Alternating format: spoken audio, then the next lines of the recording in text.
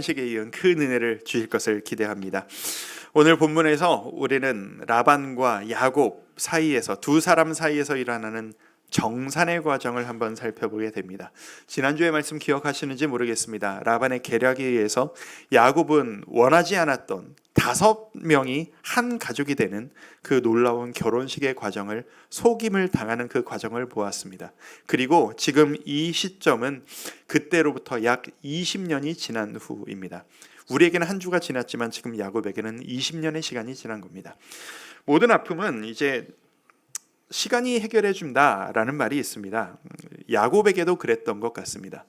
처음 집을 떠나서, 아버지를 떠나서, 어머니를 떠나서, 그리고 형에게서 도망해서 그 아팠던 기억이 가득했던 야곱이었지만, 이제는 시간이 지나니까 그 원 가족을 향한 그 아픔은 이제 조금 가라앉고, 이제는 그것들보다 지금 일상의 나에게 부딪히는 지금 가족과의 문제, 그것이 이 야곱에게 더 큰 문제로 다가오기 시작했던 것 같습니다. 야곱이 이제 성경을 보아하니까, 야곱이 하는 말을 듣니까 라반과의 관계에 있어서 참 고생이 많았던 것 같아요. 이 라반이 보통 사람이 아니었던 거죠. 야곱보다 더한 사람이었던 겁니다. 마음고생도 참 많았던 것 같습니다. 야곱이 이제 라반에게 자신이 이 집에서 일했던 과정을 적나라하게 불평하듯 이야기하는 과정이 있습니다. 한 장 뒤인 31장 38절부터 41절을 보시면 이제 그 푸념이 나오는데요. 제가 좀 직접적으로 느끼시라고 세 번역으로, 좀 길지만 한번 읽어드리겠습니다. 한번 보시죠. 제가 무려 20해를 장인어른과 함께 지냈습니다.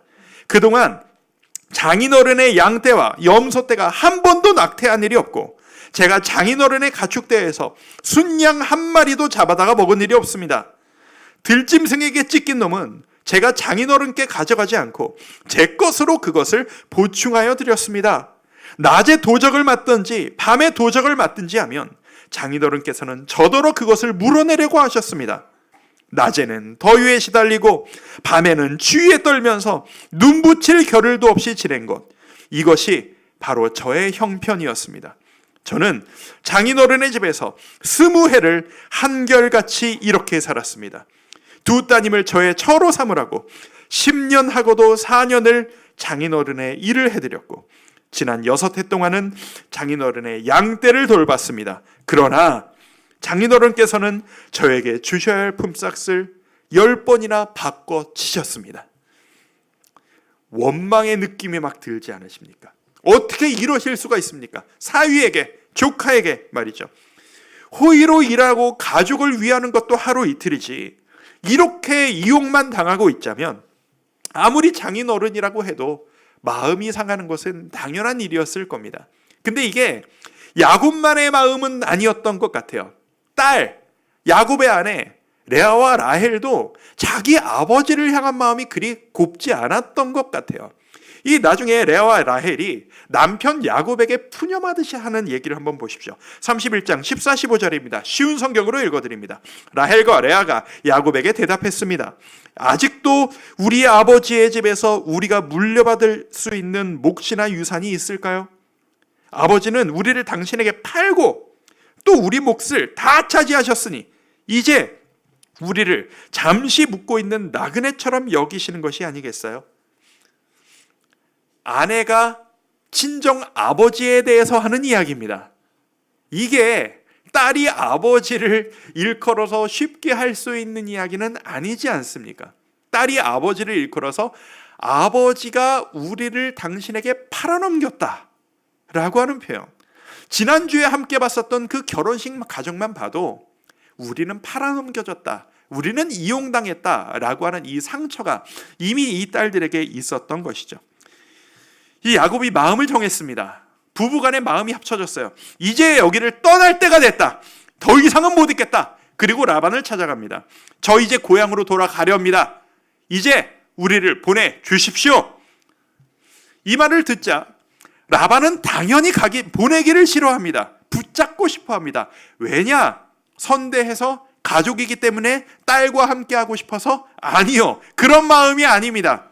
이만한 부려먹기 쉬운 일꾼이 없는 거예요. 아무리 일을 시켜도 불평 한마디 안 하고, 품삯 올려달라는 소리도 안 하고, 내가 좀 과하게 대해도 아무 소리 안 하고 묵묵히 일만 하는 이 이용해 먹기 좋은 이 일꾼을 포기하기가 싫은 겁니다. 끝까지 뽑아 먹고 싶은 거예요. 이 정황을 보면 라반의 마음이 딱 그거였어요. 하지만 이런저런 대화 끝에 이 야곱의 완고한 뜻을 끝내 굽히지 못하고 헤어지기로 결심을 합니다. 그리고 지금까지 일했던 것에 대해서 정산을 하기로 합니다. 자, 지금까지 이렇게 일했으니 이 정도 목숨 받아야 충분한 페이가 된다. 문제가 있습니다. 야곱 입장에서 이 장인어른 라반을 봤을 때 20년을 겪었잖아요. 어떻게 나올지 수가 뻔히 보이는 거예요. 그래서 이 야곱도 수를 씁니다. 자, 이제 두 사람이 정산을 하기 시작합니다. 야곱과 라반, 속이는 자 대 속이는 자입니다. 서로를 속이고 빼먹기 시작합니다. 목축을 하던 사람들에게 재산이란 곧 목축하는 그 가축들의 수가 곧 재산입니다. 양과 염소를 몇 마리나 가지고 있느냐. 자, 야곱이 지금 라반에게 어떤 제안을 하냐면 이런 제안을 해요. 저기 장인어른, 제가 지금까지 돌봤던 이 장인어른의 양과 염소를 제가 한번 돌아보겠습니다. 그 중에서 그냥 깨끗하게 하얗고 무늬 없는 그런 양과 염소 빼고요, 몸에 점이 있거나 얼룩덜룩하게 무늬가 있는 그런 양과 염소만 빼내겠습니다. 그걸 저한테 주십시오 라고 요청을 하는 겁니다. 여러분, 상식적으로 생각해 보셨을 때 몸에 무늬가 있고 점이 있는 가축과 없고 깨끗한 가축, 뭐가 더 값이 나가겠어요? 없는 게 값이 더 나갑니다. 이건 당연한 겁니다. 그러니까 야곱이 딱 보니까 좋은 거 달라고 하면 안 줄 게 분명하거든요. 그러니까 조금 하자 있는, 상대적으로 안 좋은 거 값 덜 나가는 거를 저한테 주십시오 라고 요청을 한 거예요. 거절할 명분이 없습니다. 그래, 그렇게 하자라고 라반이 그걸 받아들입니다. 그 다음에 하는 일이 기가 막힙니다. 야곱과 헤어지자마자 라반이 야곱이 가축에게 찾아가기 전에 자기가 먼저 가축을 찾아갑니다. 그리고 쫙 훑어요. 훑으면서 뭘 하느냐? 자기의 양과 염소 중에 점이 있는 것, 얼룩 있는 걸 다 빼냅니다. 다 빼내서 그거를 자기 아들들한테 넘겨요. 아들들한테 이렇게 얘기합니다. 야, 아들들, 너희 지금 이 골라낸 거 다 가지고 지금부터 3일 정도 걸어서 멀리 가라. 3일 길을 떨어지라는 거예요. 무슨 얘기예요? 야곱이 너희를 절대 찾지 못하도록 멀리 가서 가져갈 것이 없도록 그곳에서 있다가 오거라. 무슨 말이에요? 한 마리도 안 주겠다는 심산인 거예요. 기가 막힌 사람입니다. 진짜 악덕기업주예요, 지금으로 치면. 그런데 야곱도 대단합니다.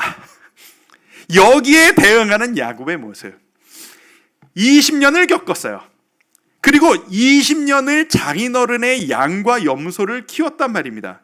양이 얼만큼인지, 이 중에 얼룩이 뜬 게 얼만큼인지를 모르겠어요. 다 알고 있었을 겁니다. 근데 보러 딱 갔더니 수가 확 줄었어요. 딱 보니까 무늬가 없는 거예요. 빼놨구만. 내 이럴 줄 알았지. 믿었는데 역시, 혹시나 했는데 역시 기가 차는 겁니다. 수를 쓰기 시작합니다. 자, 희한한 일을 하기 시작합니다. 자, 나뭇가지를 들고 오는데 버드나무, 살구나무, 신풍나무 이런 나무를 가져갑니다. 사실 무슨 나무냐 하나도 중요하지 않습니다. 좀 이따 설명드릴게요. 이 나뭇가지를 가져다가 껍질을 벗깁니다. 그리고 이 양들 앞에 들이미는데 양들이 교미를 하고 새끼를 낳으려고 교미를 짝짓기를 할 거 아니겠어요? 이 장인어른의 양과 염소들 중에서 건강하고 값이 나가는 좋은 그 동물들이 교미를 하면 그 앞에다가 이 나뭇가지를 들이댑니다. 그러면 그 교미를 해서 낳은 새끼들은 몸에 얼룩덜룩한 점들을 가지고 다 태어나는 거예요. 그런데 비실비실하고 상대적으로 안 좋은 것들이 교미를 하면 가지를 안 들이밉니다. 그러면 낳으면 그냥 깨끗한 양과 염소가 나오는 거예요. 결과적으로 어떻게 되는 거죠? 좋은 새끼들을 야곱이 다 빼가는 겁니다. 한 마리도 안 주겠다고 다 빼가는 라반이나 그걸 가지고 다 빼내가는 야곱이나 비슷한 놈들끼리 정산을 하고 앉아 있는 겁니다. 자, 여기서 우리는 궁금합니다. 이 저도 자꾸 헷갈려요. 버드나무, 살구나무, 신풍나무. 도대체 이 나뭇가지에 무슨 효험이 있길래, 하나님이 여기에 어떤 영적인 원리를 숨겨놓으셨길래 이런 일이 가능한 것이냐? 좀 이상하지 않으세요? 어색하지 않으세요? 하나님은 이런 식으로 일하지 않으시거든요. 자, 너희 뭘 준비해서 뭘 들이대면 좋은 새끼가 나올 거야. 뭐 아들을 낳고 싶으면 이렇게 하면 아들이 나올 거고, 이렇게 하면은 자식을 낳. 하나님은 그런 식으로 일하시는 분 아니십니다. 근데 야곱은 이 행동을 도대체 왜 한 것이냐? 제가 많은 자료를 찾아봤거든요. 근거가 명확하지를 않아요. 근데 가장 신뢰할 만한 자료에 따르면, 제가 찾아본 것 중에 신뢰할 만한 자료에 따르면, 이 가지를 들이미는, 그래서 새끼를 낳게 하는 이게 당시 문화권에서 통용되던 미신 같은 행동이라는 거예요. 우리 지난주에 목요일에 수능이 있었습니다. 우리 수능 잘 치렀던 못 치렀던 우리 모든 수험생들, 우리 9가정에 하나님의 평안과 능력과 끝까지 좋은 축복이 가득하기를 바랍니다. 제가 결과를 못 여쭤보겠어요. 그냥 기도하고 있어요. 제가 수능날 27년 전이죠. 벌써 27년이 됐어요. 27년 전에 수능을 봤을 때를 제가 한번 떠올려 봤어요. 그날. 그때 잊고 있었던 기억 하나가 나더라고요. 시험 전날에, 하여튼 수능 관련해서 기막힌 사연이, 저에게 재밌는 이야기들이 많은데 나중에 말씀드릴게요. 어머니가 저에게 수능 전날 밤에 저에게 처음 보는 물건을 쓱 들이미시는 거예요. 이거 가지고 네 뱃속에 넣고 시험 보라는 거예요. 뭐냐 봤더니 베네쪼골이라고요. 아시는 분들은 아시죠? 갓난아기 낳았을 때, 이렇게 다 웃으시는 거 보니까 무슨 의미인지 아시네요. 갓난아기 때 일주일 정도 입혔던 옷이에요. 그거를 가지고 뱃속에 넣고 시험 보면 시험 잘 칠 거라는 거예요. 아니, 예수 믿는 사람이 이게 말이 되냐? 안 하다. 그러면 제가 또 고집이 대단하거든요. 한참 실갱이를 하다가 결국 집에 버려두고 그냥 시험 보러 갔어요. 기도하면서 시험 보러 갔어요. 자, 그날 저희 어머니가 저에게 그 베네쪼고리를 들이미실 때, 그게 신앙의 마음으로, 이 베네쪼고리를 너의 뱃속에 품고 이렇게 하면 하나님이 너에게 권능을 주셔서, 지혜를 주셔서 네가 찍는 것마다 정답으로 싹싹 들어가게 될 것이다, 이 믿음으로 들이미신 걸까요? 아니었을 겁니다. 저희 어머니는 신앙이 있으셨지만 그 당시에 그 나이대 어르신들에게 통용되어지는 그런 개념, 이게 신앙적인 건지 아닌 건지도 헷갈려서 너무 자연스러운 그 문화 같은 것들을 그냥 저에게 그냥 생각 없이 들이미셨던 거예요. 이 야곱이 양들과 그 염소 앞에 들이민 이 나뭇가지들이 어머니가 저에게 주셨던 그 베네쪼고리 같은 것들이었던 겁니다. 하나님 보시기에는 아무리 근거가 없고 원하시는 것도 아니었는데 야곱은 그걸 통해서 얻어내라고 애쓴 과정들. 자, 이게 이 야곱과 라반 사이의 정산 과정이었습니다. 신앙적인 도전, 신앙적인 자세란 없습니다. 욕심 앞에서 모든 게 사라집니다. 둘 다, 내가 지금까지는 하나님이 나에게 복 주시기를 바란다, 내가 하나님을 믿는다라고 둘 다 말은 하지만 그 믿음에 따라 전혀 행동하지 않습니다. 더 많은 것을 얻어낼 수 있다면, 이러면 좋은 일이 생긴다던데, 이러면 잘 된다던데, 그냥 다 갖다 끌어대서 들이대는 겁니다. 이게 바로 라반과 야곱의 모습이었던 겁니다. 줘야 할 사람은 어떻게든 하나라도 더 안 주려고 기를 쓰고 머리를 굴리고, 받아야 할 사람은 하나라도 더 뜯어내려고 기를 쓰고 머리를 굴리고, 이게 우리 인간 사이의 정산 과정입니다. 사람들 사이에 일어나는 정산이란 말입니다. 이야기를 들으시면서 어떤 감정이 드십니까? 일주일 동안 제가 이 말씀을 계속 보면서 참 좀 감정적으로 지치더라고요, 솔직히. 이런 관계 사이에서 뭘 바랄 수 있을까? 어떻게 착하게 살 수 있을까? 이런 관계라면. 그런데 생각해 보니까 성도 여러분, 이게 성도 여러분의 현실 아니십니까?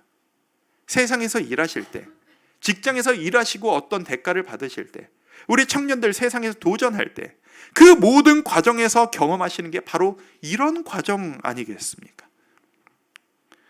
생각해 봤습니다. 하나님이 우리를 이런 식으로 대하지 않으신다는 게 얼마나 감사한지.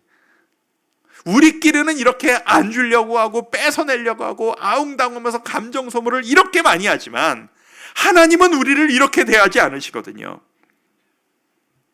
만약에 상상을 한번 해보자고요. 하나님과 우리가 정산할 때 우리는 하나님한테 주셔야죠. 하나라도 더 빼달라고 기를 쓰고 있고, 하나님은 우리를 바라보시면서 너 이거 받아가려면 어디 한번 보자. 너 지난주에 설교할 때 약간 너의 사심이 들어갔었어. 요만큼 빼고. 너의 욕심, 잘못된 해석 들어갔어. 요만큼 빼고. 자, 요만큼 제하고 요만큼만 복 받아라. 이런 식으로 하나님이 우리를 대하시면 우리가 하나님께 받을 수 있는 게 도대체 뭐가 있을까요? 우리가 하나님 앞에 뭘 욕심을 낼 수 있겠습니까? 아무것도 받을 수 없을 겁니다. 성도 여러분, 이게 우리의 복입니다. 주님은 우리가 우리를 대하듯 우리를 대하지 않으십니다.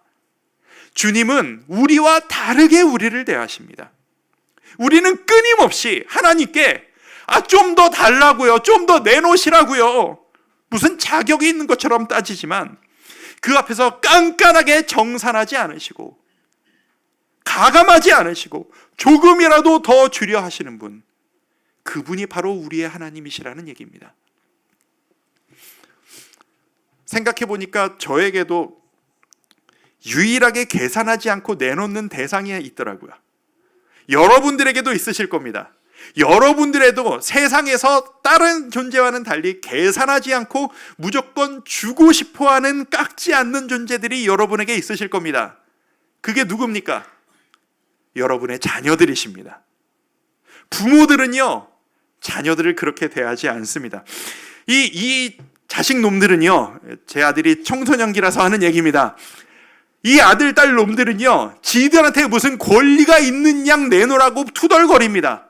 안 주면은 그렇게 썽을 냅니다. 왜 안 주는데? 라고 버릇없이 굴지만 우리는 그런 자식들을 보면서 내 속이 터져도 끝내는 내 자식을 위해 다 내놓게 돼 있습니다. 왜요? 내가 이놈의 아버지니까요. 이놈이 날 사랑하는 것보다 내가 이놈을 더 사랑하니까요. 나는 이놈을 위해서 뭐라도 할 수 있으니까요. 그게 아버지의 마음, 그게 부모님의 마음 아니겠습니까? 성도 여러분, 그래서 우리가 하나님을 하나님 아버지라고 부릅니다. 하나님이 우리의 아버지 되십니다. 아버지이신 주님, 아무 계산하지 않고 주시는 분, 나에게 생명까지 주신 분. 우리 성찬 했습니다. 오랜만에 했습니다. 개인적으로 감격이 있었습니다. 성찬의 의미가 뭡니까? 예수님께서 떡을 떼어주시면서 이것은 내 살이다, 기념해라. 이것은 내 피다, 너희가 이것을 먹고 나를 기억하고 기념하거라. 기억하라 라는 겁니다. 기념하자 라는 겁니다. 우리가 주님과 정산에서 뭘 받았습니까? 생명을 받았습니다. 영원한 생명을 우리는 주님께 받았습니다. 그런데 그 생명의 대가로 우리는 주님께 뭘 정산해 드릴 수 있습니까? 아무것도 없습니다. 생명의 대가로 우리가 드릴 수 있는 합당한 대가가 단 하나도 아무것도 없습니다. 우리는 그 사랑을, 그 생명을 공짜로 거저받았습니다. 주님께서는 우리를 위해 생명의 대가로 살을 찢으셨어요. 우리를 위해 생명의 대가로 피와 물을 다 쏟으셨어요. 주님은 우리를 위해 생명을 희생하셨고 우리는 그 결과 영원한 생명을 얻었습니다. 우리가 뭘 드릴 수 있을까요? 합당한 대가가 뭐가 있을까요? 아무것도 없습니다.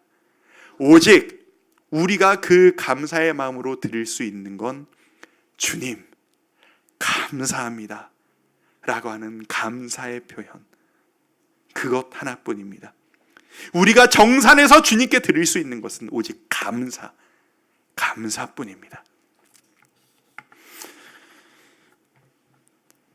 참 역설적인 사실이 하나 있습니다. 사랑을 많이 받은 사람일수록요, 사랑이 감사하다는 걸 잘 몰라요. 사랑을 받았다 못 받았다 한 사람일수록요, 어쩌다가 한번 사랑을 받으면 이 사랑이 얼마나 귀한지를 알고 그 한 번 사랑받음에 너무 감격해하고 뭐라도 갚고 싶어하는 게 사람 마음이에요. 근데 우리 자식들이 그런 것처럼 태어날 때부터 한순간도 빠짐없이 사랑을 계속 받아오다 보면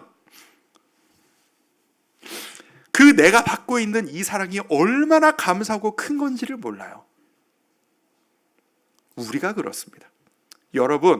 여러분들이 느끼시건 느끼시지 못하시건 간에 때로는 여러분이 주님과 떠나 있었던 그 순간에도 여러분은 주님의 사랑에서 떠났던 순간이 단 한순간도 없으셨다라는 사실을 여러분은 아셔야 합니다.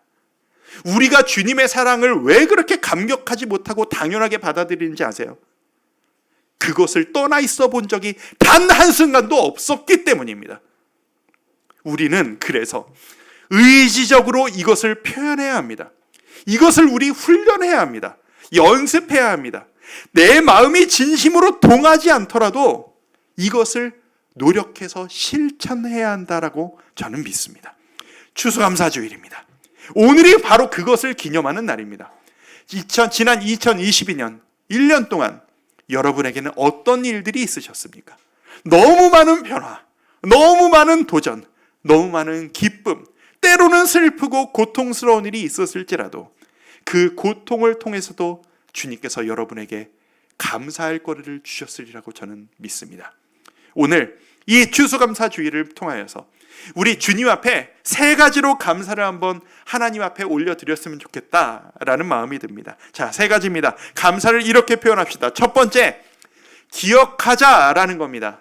그래서 우리가 성찬식을 했습니다. 주님께서 우리에게 얼마나 큰 사랑을 주셨는지 우리 의지적으로 또 올려보자. 주님의 살을 먹고 주님의 피를 마시면서 내가 사랑받은 자입니다. 내가 주님의 생명을 얻은 자입니다. 라는 걸 기억하고 떠올려 봅시다. 두 번째, 표현해 보자라는 겁니다. 지난주에 여러분 모두에게 이 나뭇잎을 드렸습니다. 나뭇잎 저거 오셨는지 모르겠어요. 보시는 순간 아차 잊어버렸는데 집에 놓고 왔는데 어떡하지 하시는 분들 아직 기회 있습니다. 밖에 많습니다. 한 가정에 하나 아닙니다. 한 사람당 하나씩 꼭 쓰고 가십시오. 요즘 예배 끝나면 누가 말 걸까 봐 무서워서 빨리 도망가시는 분들이 있어요. 제가 알아요. 그냥 빨리 도망가지 마시고 안 쓰신 분들 잠시 카페에 앉으셔서 쓰고 가십시오. 주님, 이게 가끔 이런 분도 있으세요. 좀 이렇게 마음의 완벽주의가 있으신 저 같은 사람입니다. 내가 이게 진심이 아니고 사심이 들어있는데 이런 거 감사 표현한다는 게 아직 막 벅차오르는 감동까지는 없는데 정말 이게 거짓말 아닌가? 아니요, 그 거짓말 아닙니다. 아시잖아요. 우리 애들이 여러분들에게 엄마 아빠 사랑해요 라고 하면 그게 진짜 사랑해요인지 시켜서 하는 사랑인지 모르겠지만 사랑해요 하면 엄마 아빠는 기분이 좋습니다. 그게 너무 행복해요. 아버지가 여러분에게 그걸 원하십니다. 주님, 지난 1년을 생각해 보니 이런 것도 감사하고 저런 것도 감사하고 적어보시죠. 그리고 감사의 나무에 붙여보시면 좋겠습니다. 우리 아까 다락방에서 우리 몇 분의 감사만 쭉 봐서 그것만 읽어도 우리 마음속에 울컥하는 그 감동이 있었는데 우리 온 교인들이 내 감사를 모두 다 적어서 나무에다가 붙여놓으면 그것을 우리가 함께 읽을 때 얼마나 우리에게 기쁨이 있을까요? 주님 얼마나 기뻐하실까요? 제가 일부 예배 끝나고 많은 분들이 붙여놓으셔서 제가 봤거든요. 야, 이거 한참 보겠더라고요. 정말 좋더라고요. 우리 주일학교 아이들, 우리 청년들, 모든 장년들 감사의 표현이 있는 오늘 추수감사주일이 되었으면 좋겠습니다. 세 번째 실천입니다. 우리 주님이 기뻐하시는 그 일을 한번 실천해보자라는 겁니다. 오늘 개척 이후 처음으로 예배 중에 헌금 시간을 갖습니다. 지난주에 광고 드렸던 것처럼 이 헌금은 철저하게 한 푼도 빠짐없이 1만 성도 파송운동 11교회의 자립을 위해 우리 적은 금액이나마 드리는 헌금으로 쓰여집니다. 아버지의 마음이란 이런 것 같아요. 오늘 부모 자식 이야기를 많이 하는데 저는 제 아들 딸이 저에게 잘해주는 것도 좋지만 지들끼리 사이좋게 놀 때가 그렇게 기뻐요. 오빠가 여동생을 챙겨주고 오빠가 동생을 위해서 동생이 오빠를 위해서 먹을 거 하나 챙겨주고 이러면 그걸 보는 제 마음이 나한테 효도한 것처럼 기뻐요. 우리가 주님 앞에 그럴 수 있습니다. 우리 도움받아서 세워진 교회입니다. 성도들의 도움으로 이 자리에 이렇게 교회가 세워져서 이렇게 짧은 시간 7개월 만에 우리가 다른 교회를 도울 수 있는 자리까지 왔습니다. 얼마나 감격적이고 얼마나 감사한 일입니까? 금액과 상관없이 우리가 이 헌금을 주님께 드려서 이 헌금이 약한 교회에 전달되어서 그 교회가 일어서는데 큰 작은 도움이 될 수 있다면 주님께서는 여러분의 그 도리는 손길을 네가 나를 위해 이렇게 기쁜 일을 해주니 내가 받은 것 같구나. 사랑하는 내 아들 딸들아, 내가 너에게 더 큰 복으로 부어주마. 이렇게 생각하시리라 믿습니다. 추수감사주의를 맞이해서 3가지 말씀드렸습니다. 성찬식을 통해서 기억하자. 감사의 나무를 통해서 사랑을 표현하자. 추수감사헌금을 통해서 아버지가 기뻐하시는 일을 실천하자. 우리가 이렇게 주님 앞에 감사를 표현해 나갈 때 우리를 통해 하나님 더 큰 영광 받으시고 우리에게 더 감사할 일들을 가득하게 부어주시리라 믿습니다. 우리 주와 함께 교회 온 성도들과 온 가족들에게 감사의 거리가 풍성하게 넘치는 우리 주와 함께 교회 성도들 되시기를 주의 이름으로 축복합니다. 우리 그 마음으로 우리 헌금 드리는 시간 갖도록 하겠습니다. 준비하신 헌금 우리 헌금위원들 준비해 주시고 드리면서 우리 찬양하는데요. 찬송가 304장입니다. 그 크신 하나님의 사랑 말로 다 형용 못하네. 저 높고 높은 별을 넘어 이 낮고 낮은 땅 위에. 우리 한번 찬양하도록 하겠습니다. 님의 사랑 말로 다 형용 못하네. 저 높고 높은 별을 넘어 이 낮고 낮은 땅 위에 죄범한 영혼 구하려 그 아들 보내사 화목제물 삼으시고 죄 용서한 하나님 크신 사랑은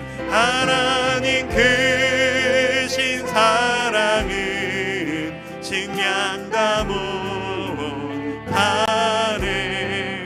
영원히 변치 않는 사랑. 성도 3절 찬양합니다. 하늘을 두루마리 삼고